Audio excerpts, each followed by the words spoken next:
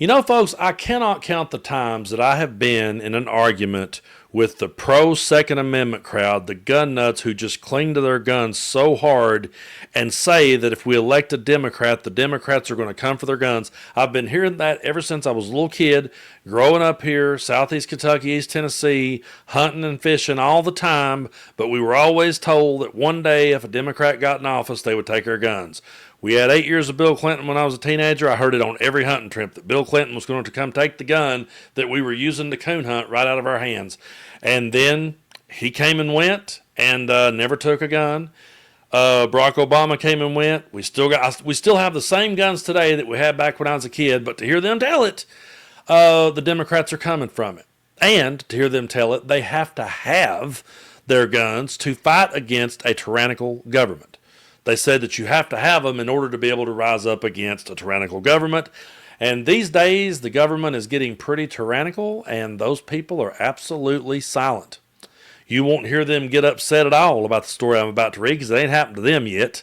And notice I said yet, but it's not. So they'll just blow it off and go, Brando, it don't affect me. He wouldn't come after me. I ain't doing nothing. Well, no, but sometimes they can target the wrong person and absolutely humiliate that person, and that's what has happened in this story out of Oklahoma. So I'm going to be reading a little bit of an article here from the Oklahoman, and again, thank y'all so much for supporting what it is that I do here on this channel. If you like the kind of content I do, it doesn't cost anything to hit the subscribe button, so be sure and hit it because a whole chunk of the people that listens every day to me still hasn't hit that button, and it doesn't cost anything. It's free to do so. So help us get to 1 million subscribers. And let's bring up this article right here.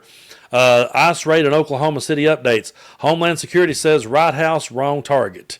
This was updated on April 30th.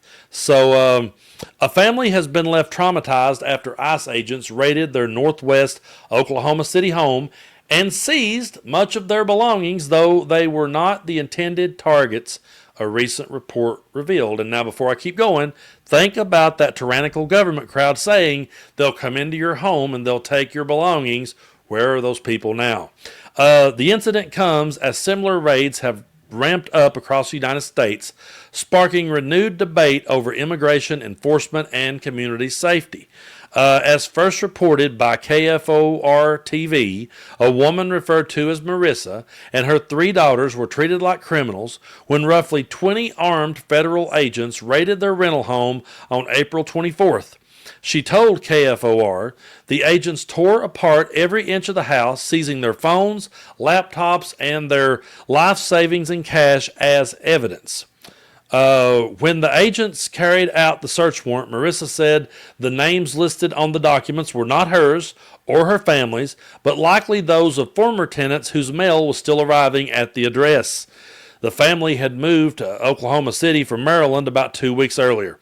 The woman told KFOR reporter Spencer Humphrey that the men identified themselves as federal agents working with U.S. Marshals, Immigration and Customs Enforcement, ICE, and the FBI. She said the agents would not leave a business card, and she does not know who to contact in order to retrieve her family's possessions, according to KFOR. But a spokesman for the U.S. Marshals told the Oklahoman that the law enforcement agency was not involved in the incident. A spokeswoman for the FBI also said on Tuesday that she was uncertain of who the lead agency was involved in the raid, connected the Oklahoman with the Department of Homeland Security.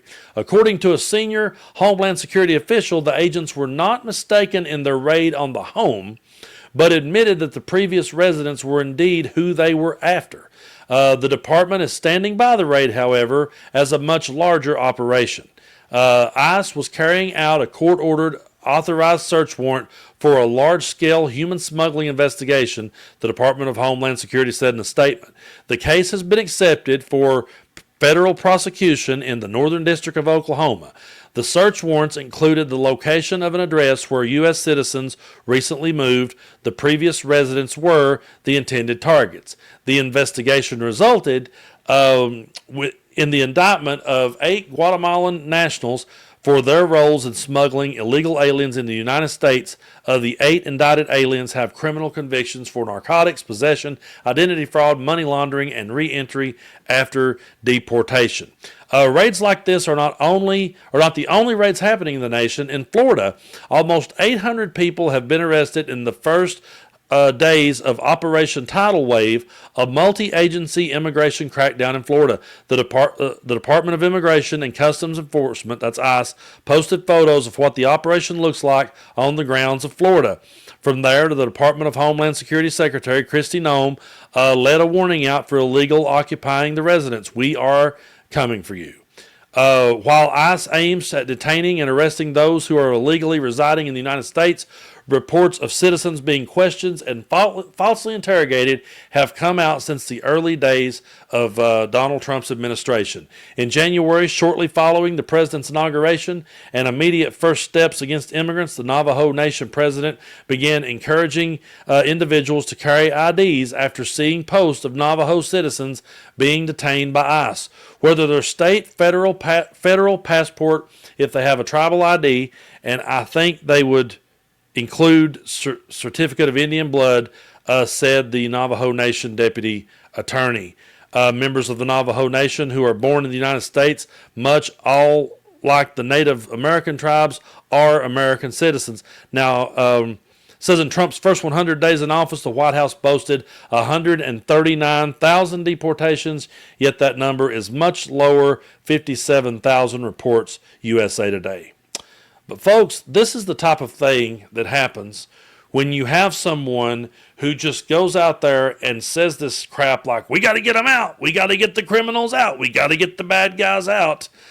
And when you have people that don't care about other people until something happens to them, then these are the kind of results that we're going to see more and more of. And where is the crowd now? Where is the crowd that, hey, we have to stand against a tyrannical government? Why won't that group of people stand up for this family? I think we all really know why, but I would love for them to answer it. Why won't you stand up for them? Because again, if they come for one, they come for all. If they could do that to that family who was there, living in a home, and the former tenants, I just bought the home I'm sitting in last year.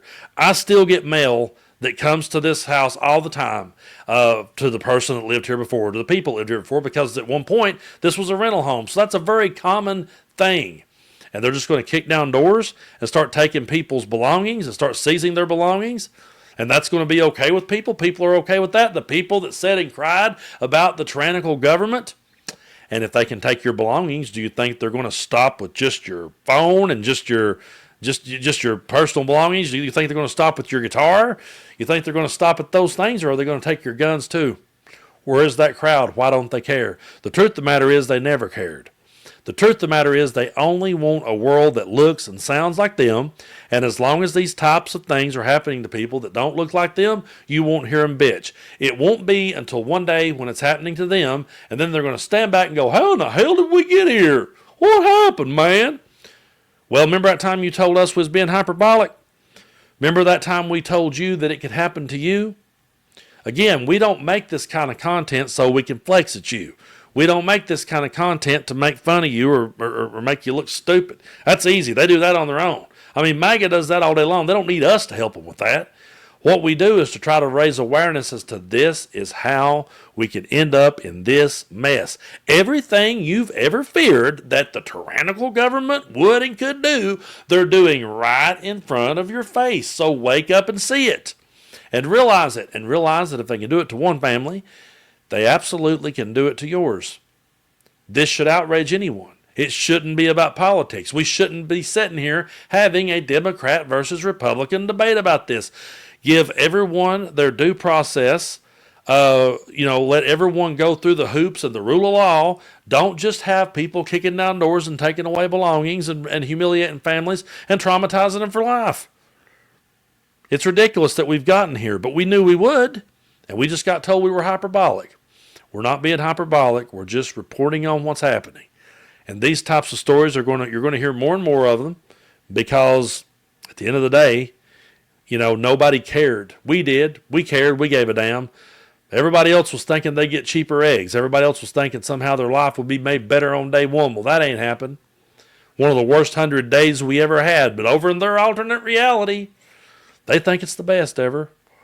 We'll just have to keep standing strong, staying true to ourselves, and getting the messages out there. And standing up for families like this.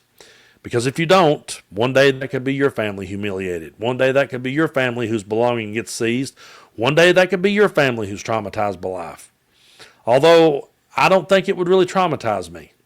I think I would just be sitting there going, yeah, I pretty much seen this coming. It's going to really traumatize the ones, though, that idolize Trump the most when it finally does happen to them.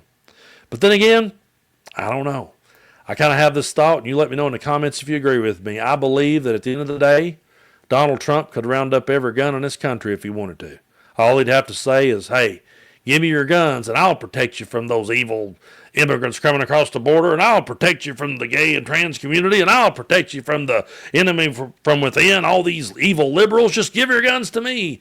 And I really believe that every redneck I know would load his truck up and go bow down in front of him and say, here, sir, please protect us. I mean, I really think that. I do. I don't worry about the Democrats taking our guns. I worry about the day that Donald Trump says, give them to me, and they all say, yes, sir.